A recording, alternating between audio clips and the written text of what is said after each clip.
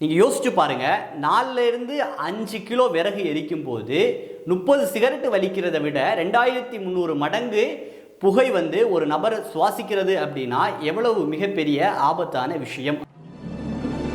வணக்கம் நண்பர்களே, மீண்டும் ஒரு புதிய வீடியோ மூலமாக உங்களை சந்திப்பதில் மகிழ்ச்சி அடைகிறேன்.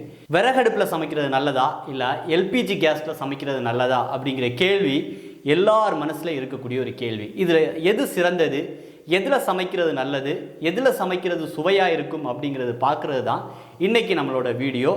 ஒவ்வொரு விஷயத்துலையும் விறகடுப்பில் சமைக்கும்போது என்னென்ன நன்மைகள் இருக்குது, என்ன தீமைகள் இருக்குது, சமையல் எரிவாயு பயன்படுத்தி நம்ம சமைக்கும்போது அதில் என்னென்ன நன்மைகள் இருக்குது, அதில் என்ன பிரச்சனைகள் இருக்குது அப்படிங்கிறது பார்க்குறது தான் நம்மளோட வீடியோ.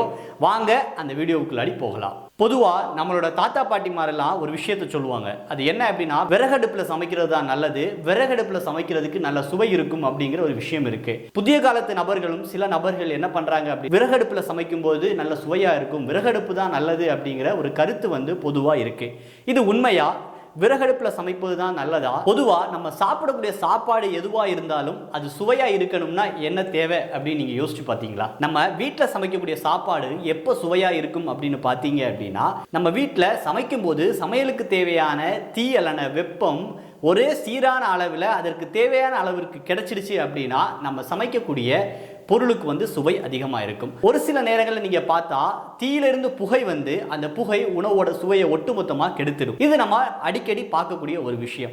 வெறும் தீ மட்டும்தான் சுவையை தீர்மானிக்கிறதா அப்படின்னு கேட்டால் கண்டிப்பாக இல்லை. சுவையை தீர்மானிக்கிறதுல பல விஷயங்கள் இருக்குது. அதில் பயன்படுத்தக்கூடிய காரமாக இருக்கலாம், அதில் பயன்படுத்தக்கூடிய உப்பாக இருக்கலாம், இல்லை அதில் பயன்படுத்தக்கூடிய வேறு மசாலாவாக கூட இருக்கலாம். என்னதான் இருந்தாலும் தீயுடைய அளவு அல்லனா தீயோட வெப்பத்தோட அளவு மிக முக்கியமான காரணமாக இருக்கு.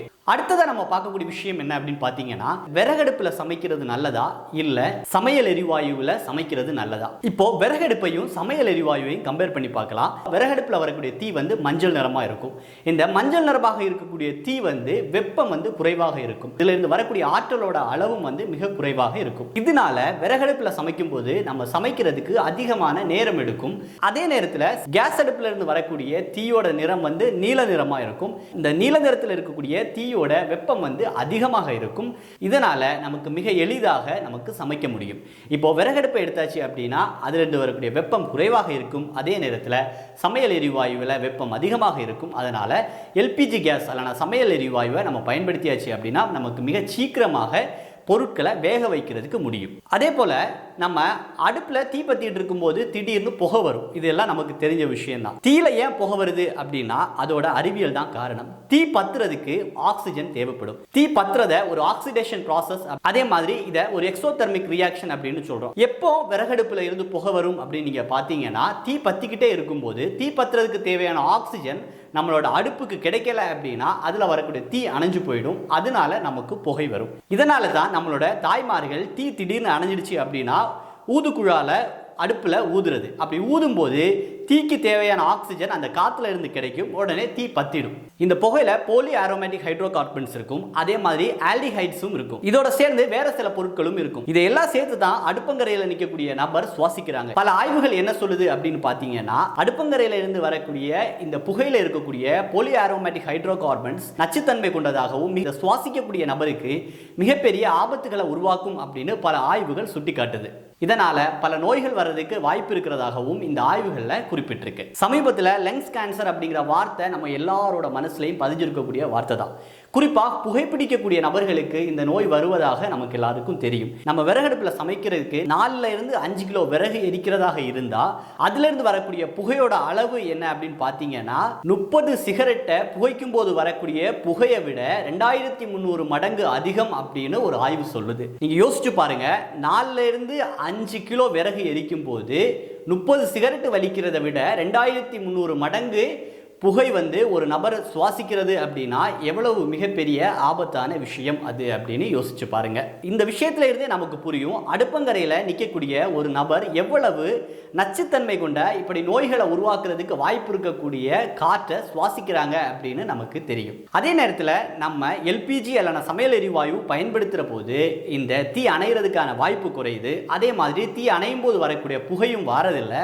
அதனால நமக்கு இந்த நச்சுத்தன்மை கொண்ட காற்றை சுவாசிக்க வேண்டிய தேவை வந்து ஏற்படலை. அதே போல 1 கிலோ விறகு எரிக்கும் போது 922 லிட்டர் கார்பன் டை ஆக்சைடு வெளியே வரதாக ஆய்வுகள் சொல்லுது. அதே அளவு எல்பிஜியை பயன்படுத்தியாச்சு அப்படின்னா 60% கார்பன் டை ஆக்சைடோட அளவை குறைக்க முடியும் அப்படின்னு ஆய்வுகள் சொல்லுது.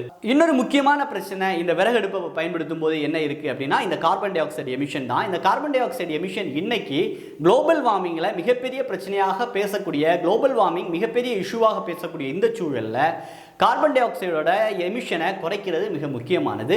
நம்ம எல்பிஜியை பயன்படுத்தும் போது கார்பன் டை ஆக்சைடு எமிஷன் குறையுது. அதனால எல்பிஜி பயன்படுத்தும் போது கார்பன் ஃபுட் பிரிண்டோட அளவையும் நம்மளால குறைக்க முடியும். எல்பிஜி இந்தியாவில் தயாரிக்கிறது பொதுவாக 2 விதமான கேஸஸை பயன்படுத்தி தான் பண்றாங்க. ஒன்று ப்ரோப்பைன், இன்னொன்று பியூட்டேன் அப்படிங்கிற 2 கேஸஸை பயன்படுத்தி தான் எல்பிஜி தயாரிக்கிறாங்க.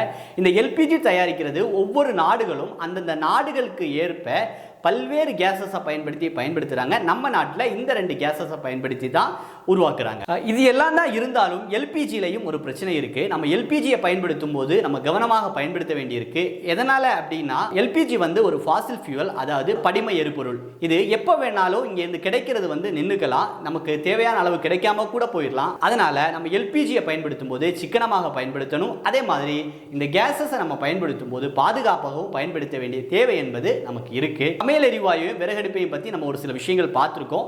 இதில் இருந்து எது சிறந்தது அப்படின்னு நீங்களே யோசிச்சுக்கோங்க. உங்கள் சந்தேகங்களை கமெண்ட் பாக்ஸில் கமெண்ட் போடுங்க. மீண்டும் இது மாதிரியான அறிவியல் சிந்தனைகளை, அறிவியல் சார்ந்த உண்மைகளை பேசக்கூடிய வீடியோக்கள் மூலமாக உங்களை சந்திக்கிறோம். நீங்கள் நம்மளோட சேனலை முதலாக பார்க்குறதா இருந்தால் எங்களோட சேனலை லைக் பண்ணுங்கள், சப்ஸ்கிரைப் பண்ணுங்கள், உங்கள் ஃப்ரெண்ட்ஸுக்கு அறிமுகப்படுத்துங்க. புதிய அறிவியல் வீடியோஸோட உங்களை சந்திப்போம். நன்றி.